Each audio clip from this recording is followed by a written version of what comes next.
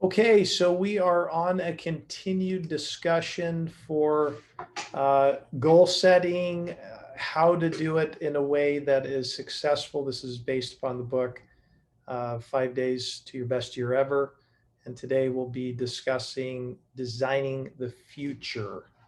Designing the future. We've spent a lot of time looking in the past, why that's important, focusing on regret. Now we're going to be looking forward on how we really hit the gas. So the first thing is just writing down goals. Who cares? Why even write them down? And the studies show consistently that there's anywhere from probably a 40 to 50% increase in actually just achieving the goal itself by physically writing it down.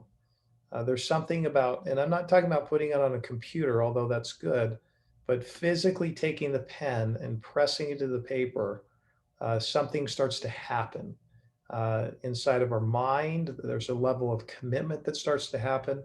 If you think about when you're signing a document, there's just this level of commitment that happens.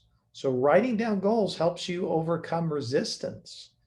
Even they show just the fact that you're literally doing it, making a commitment is something psychological that happens in our soul.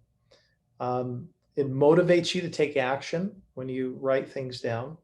And it starts to filter other opportunities. When you start to write down goals, you're having to think through what are all the other opportunities that could be distractions for us, and having to think through that.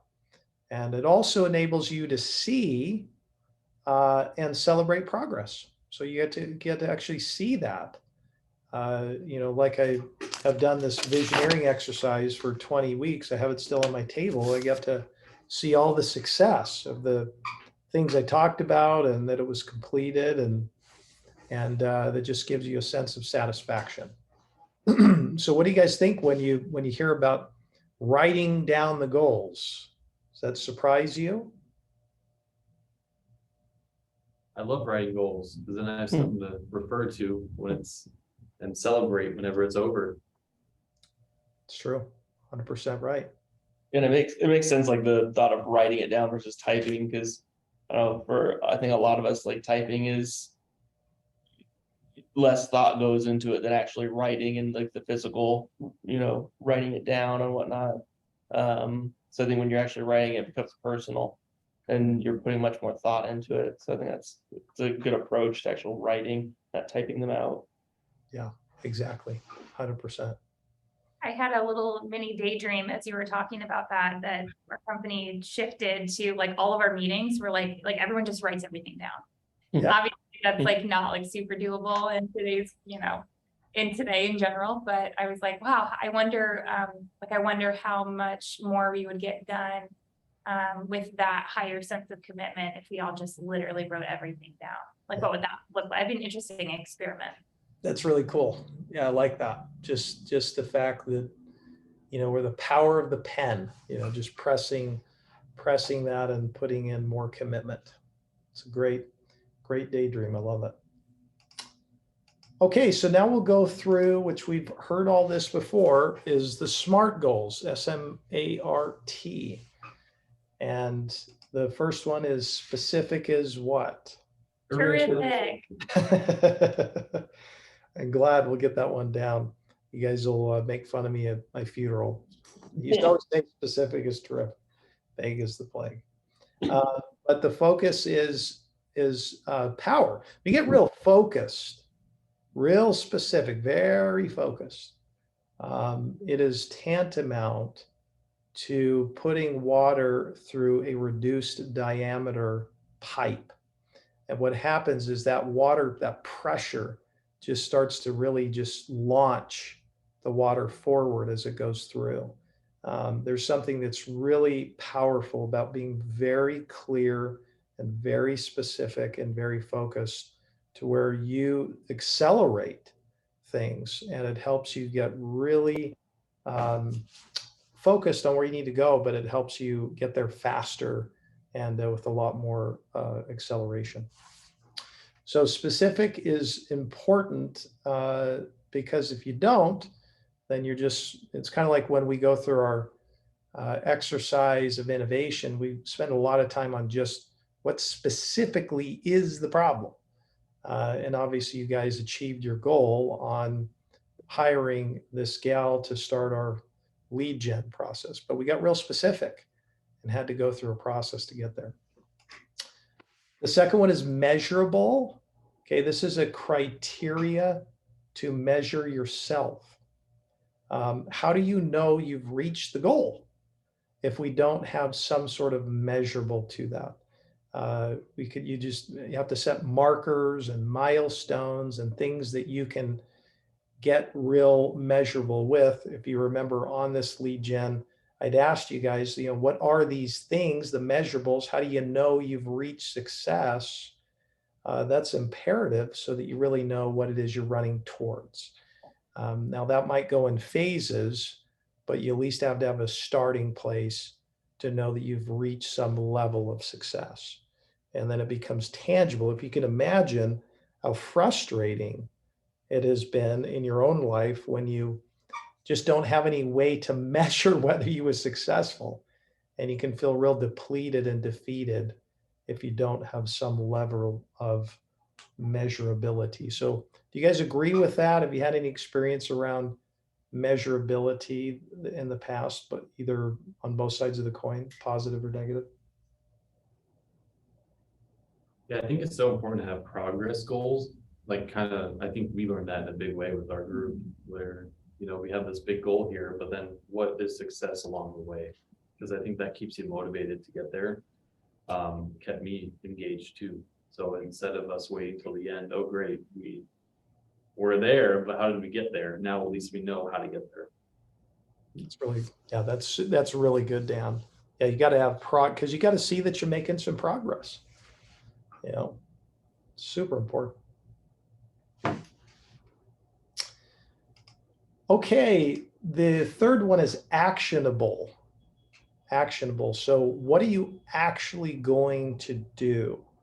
Is it you're going to run, to finish, to eliminate something, write 2 blog posts a week? What is the actionable thing that you're going to do in order to make this progress? Because again, without something being actionable, it could be specific and measurable, but not actionable. Again, it'll just sit on the shelf. So you have to have some way that you can actually do something with it in order to get to the end result. The fourth one is risky. This is a newer version of this.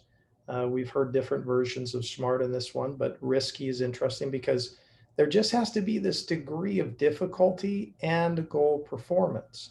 There's a correlation between something that is a little bit riskier, a little bit more of a push, and us performing and achieving it. It has to stretch us, can't break us, but there has to be something that pushes us outside of our comfort zone. We'll talk about that a little bit later. But it's really important that there is some level of risk, that it pushes you, it stretches you, puts you out of your comfort zone, because that's really your optimization zone. When you grow the most is when you have to go through some level of stretching and risk. Everybody always says, look, I don't grow when things go well. You grow when things are tough. That's why I get so excited about the recession, because it's our time to thrive. Time keyed. Again, we're talking specific, measurable, actionable, risky, and then time keyed. There has to be a deadline. There has to be some frequency. There has to be a time trigger to it. And if there's too distant to the goal, then it could discourage action from taking place. And so you want to have a shorter period of time. And again, when you're setting goals, a lot of times, if John Waters was here, I say this all the time, I used to always laugh because John would come in with like 35 goals. And I'm like, John, no, you're not going to do 35 goals this year. Let's try to get more like 10 tops. So 7 to 10 seems very doable for somebody for a year. Just because, again, you can manage that, you can do it in chunks and quarters, but it really shouldn't be more than that. Because again, it's just, you're getting too spread. That's probably 2 to 3 a quarter. It's very achievable. And something that you should really have leveled out. And it increases things dramatically. When you have time bound to it, it really just puts you into a higher level of accountability when you know that there's a deadline that you have to go through. So do you guys agree with that? Have you experienced that in your own life, just having time pressures that you have to hit? Yeah, it's like any job you're assigned will take the amount of time you're assigned to do it or designated to do it in. Is kind of the way it goes. So if you don't put a lid on it, then the goal will never get achieved. So yeah, I think that's important. Yeah, it's good. Yeah, and I like the idea that, or I feel it in my spirit that if it's too distant, you can kind of just like, oh, well, you know, and then it could never happen. I think it's important to have that time constraint be a little bit stretching as well. Yeah, no, it's kind of like hey, your paper for the semester is due at the end of the semester, right? But wait till the end. But if it's, say it's in 2 weeks, you're, Bunsen burner, let's go. Exciting, I mean, look, if you're going to do a goal, you want it to be exciting. It's got to be something about it that moves you and excites you. And, because if it's not exciting to you, and that's a personal thing, then, it's probably not going to happen. I mean, there should be something about it that moves you and gets you excited. There's something about it that is really important from what happens from, even though the goal itself might not be exciting, but what comes out of that goal that it could be exciting. You might be in your financial disciplines that you have to do. Those might not be exciting in of themselves, but what is produced through that, the freedom, and I think is important to hang on to, just to keep the motivation there. There's something he talks about, which is achievement goals versus habit goals. Achievement goal is, something where you have a start and a stop date, and there's an ending and a completion to it. Where if it's a habit goal, this just might be something that's regular and ongoing. Hey, I'm going to read, for 20 minutes a day, 5 days a week, and that's going to become a habit. There's a start date to it. You might read for 20 minutes at a certain period of time, and then there's some time key to it that triggers it. And there's a frequency to that as well. And so, when you're doing, so it's important to understand what kind of goal is this, achievement, or is this a habit goal? They're different. I mean, you still want to set a goal, but, one is different than the other. You're not going to have just a, completed concept habit goal. You're just trying to get in the rhythm of it. And I think in habit goals, it is important for you to try to use some sort of streak tracker so that you can see your progress that, affirms that you've really created a new habit. So that's something that I think would be a great thing to enable when you're trying to do a new habit. Does everybody understand that difference? Does that make sense to you? Yeah. Good. Any comments around that, or? I have an app on my phone that actually helps with like behavioral, like cognition and forming habits. So if anybody wants to create a new habit, it's basically the streak tracker you're talking about. And it's really helpful. It gives you reminders every day and kind of cheers you on. Yeah, it's kind of a fun tool. Yeah. That's awesome. Yeah, all that stuff is really, really good, just to keep you going and to remind you too, because we all need reminders. Okay, remember that risk is your friend. We talked about that. So sometimes we equate comfort with happiness, but they've shown time and time again that too much comfort actually makes you miserable.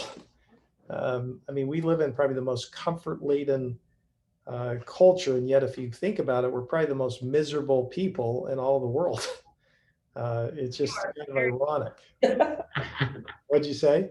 I said, you are for sure, Dave. Yeah, I am. I am very miserable. You know, but comfort is basically boredom and low engagement. Get too comfortable in life. There's just not. It's not a lot of. It's just not fun. It's not exciting. There's not as much engagement, and so it can be very overrated. But discomfort is actually the catalyst for growth. Makes you yearn for more. So think about it when you really start to get uncomfortable. We say, frustrations create innovation. That starts to drive you to do something more, to change what's going on. And so discomfort shows progress. A different way to think about it, but there really is a direct correlation to the difficulty and the ability to achieve. That the higher that difficulty goes, the stretching starts to take place. So there creates a sustained sense of enthusiasm and endurance, and creates kind of bullet train type of thinking. And it's okay if we're unsure. And we're kind of going for some pretty big goals ourselves with the new house, and there's a lot of things I'm unsure of, but that's a good sign. That means that we're definitely stretching ourselves, and it starts to pull us in that direction, and it guides you towards accomplishment. But we have to be careful to not mistake discomfort from delusion. Okay, he talks about this in the book, The Delusion Zone, where you get tunnel vision and you lose track. So you might get so focused on one thing that you completely lose track of everything else. And you could, companies have gone bankrupt doing that. GM did. And so when you don't align yourself with the rest of the priorities, it can become unhealthy. And sometimes, you find out just by doing the math on things and kind of deciding, is that really a delusion zone thing you're trying to do? And so a lot of times we have to talk to other people. I do that a lot. I had a conversation with a guy yesterday for lunch, and he gave me some really good wisdom and advice. Didn't derail where we're headed, but he just gave some good thoughts and insights and raised some good points and pushed back on things. And I like that because it helps you kind of, make sure you're not in the delusion zone. And sometimes, like I talked about with John, there's too many projects, you don't have margin to do anything. And so we just have to be real careful. But we also have to realize we've got to take some risks, got to stretch ourselves. And that's when we'll do some great things together. So have you guys ever felt yourself that has been true for you? That when you feel like you're a little bit uncomfortable, that's really when you're able to thrive? Yeah, I think so for sure. And I'm definitely risk averted. It's not my personality to take risk all the time, even though it's funny. I mean, I've jumped out of planes and things. So, on a certain level, I think it's fun. But yeah, I'm definitely a creature of comfort. And so, but I have noticed that like the highest moments in my life where I felt the most purpose and excited and just like, hopeful for the future, those are all moments in my life where I've stepped down and done risky things. Yeah, that's right. That is so true. What about you, Dan and Tom? Yeah, I think coming here was a huge risk for me. I know. I wasn't accustomed to this type of business at all. And so it definitely challenged me, but I grew a ton in the process. So I think risk is definitely my friend because couldn't see it any other way.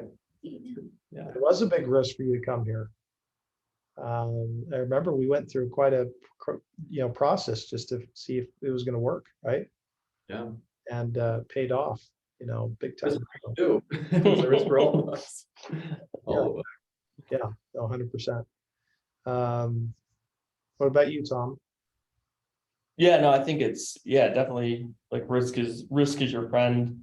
And I wonder if that's I wonder if part of it's like just back to like the pure basics on it. Like if risk in a way didn't excite us, would we have ever like left our caves or whatever, to go out and, venture forth into the world, or, how would that have, how would that go if we were installed 100% risk, run from it? I think in a way, like deep down, like risk, there's something about risk that pulls us towards it, because there's a sense of excitement to it, and as long as you don't let it, like the potential negatives overwhelm you, I guess.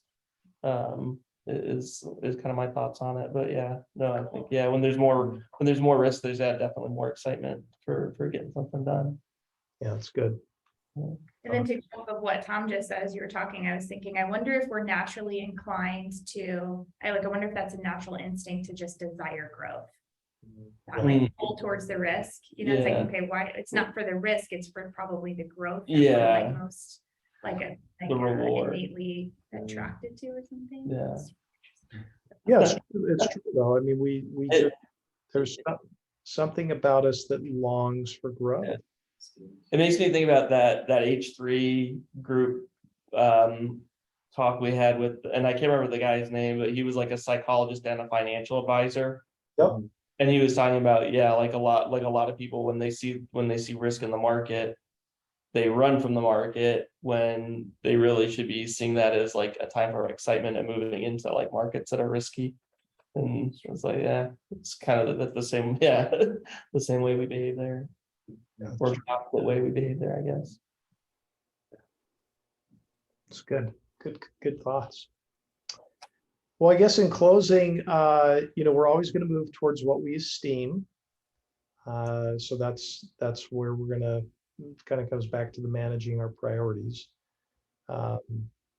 We just need to lean into the experience and just move towards it. It's okay for us to notice our fear, just be aware of it. Try not to overthink it. Just to clarify sometimes just what is the next step.